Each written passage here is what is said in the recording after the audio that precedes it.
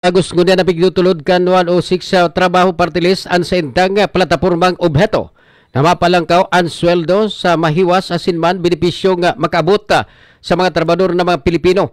Inibasado man kay Attorney Mitchell David Espiritu, tagapagtaramkan 106 sa trabaho party list sa indang mga pangangaipo lalo na sa mga trabador na totoong nagkakaigwanin inapon na living wage asin tamang pangoral daw sa pamumuhay kan mga Pilipino.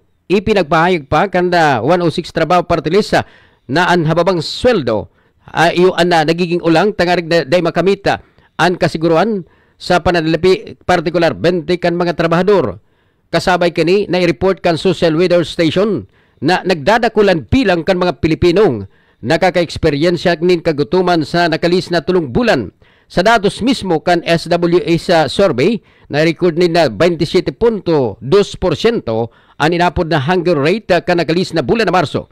Ang pinakalangkaw na datos na-record kan na bulan na September taon 2020 sa kasagsagat mismo kan COVID-19 o pandemic na nasa 30% o 0.7%.